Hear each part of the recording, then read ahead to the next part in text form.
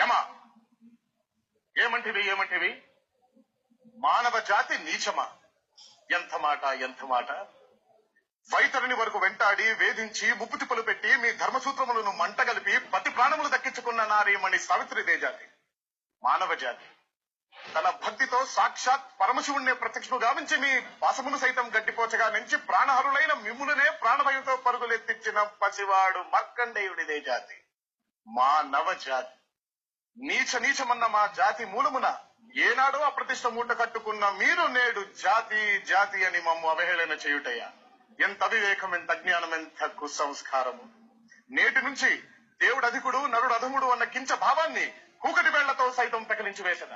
ముక్కులు పొండే ముక్కొట్టి దేవతలు, దిక్కుల నేలే అష్ట దిక్పాలకులు, మనుగడనిచ్చే పంచభూతములు సైతం జయహో నరుడా అని హర్షించే విధముగా ఆ సింహాసనం అధిష్ఠించదా. స్వర్ణమణిమయ రత్న ఖచ్చితాలంకృతమైన ఈ సభా మందిరమున అకుంఠిత సేవారక్ష పరివార సమూహ మధ్యమున భూతల పరిరక్షణ ధర్మ నిలయమైన ఈ రౌరవమున సర్వదా శతదా సహస్రద పాప పంకిలమైన కుల మత జాతి కూపమును సమూలముగా శాశ్వతముగా ప్రక్షాళన గావించదా.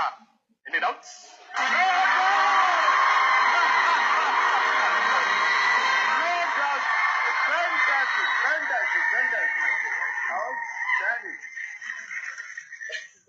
ఆ సింహాసనం వెయిట్ చేస్తుంది. నాకు నచ్చింది ఏంటంటే ఇప్పుడు నేను నరుడు దేవుడు గురించి టాపిక్ జరుగుతుంది కాబట్టి సామాన్యుడిగానే వెళ్ళి కూర్చున్నాం. సామాన్యుడు సింహాసనం వెయిటింగ్.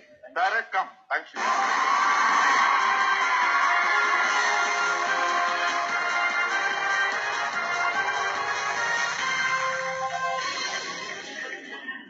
గూస్ బంప్స్ వచ్చి నిజంగా ఇచ్చారన వాట్ ఎవర్ ఎంత పర్ఫెక్ట్ గా ఉంది. తాతగారు బ్లెస్సింగ్స్.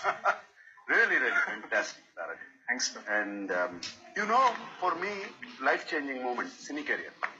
నాకు Shiva change my life.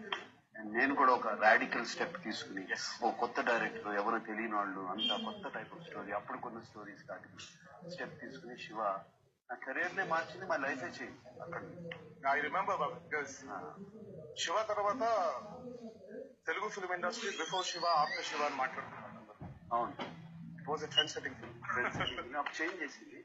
And somewhere నేను విన్నాను, నీ నాన్నకి ప్రేమతో కూడా నువ్వు అంత బాగా నీకు ఇష్టమైన ఇది అండ్ స్టెప్ అండ్ నీ 25th ఫిల్మ్ కింద చూస్ చేసుకున్నావు. What is your feeling about? Nannaku Prematho was never a film for me బాబు.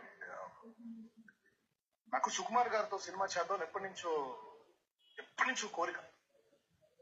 కాకపోతే భయం. అంటే ఆది, సింహాద్రి, మా సినిమాలు చూశారు, నేను ఫైట్ చేయడం చూశారు.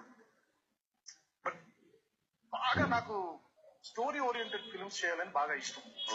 అంటే తెలుగు సినిమాలు చూసుకుంటే తాతగారి సినిమాలు, ఏఎన్ఆర్ తాతగారి సినిమాలు, అప్పట్లో శోభన్ బాబు గారి సినిమాలు, కృష్ణ గారి సినిమాలు మనం చూసుకుంటే బాబాయ్ ఎంత స్టార్లు అయినా సరే కథకే ఇంపార్టెన్స్ ఉండేది. బాగా అద్భుతమైన చిత్రాలు ఇప్పుడు కూడా మనం చూస్తే వాటిని నిజంగా బా ఇలా మనం ఎందుకు చేయలేము, ఇలా మనం నిజంగా కథను ఎందుకు చెప్పలేము.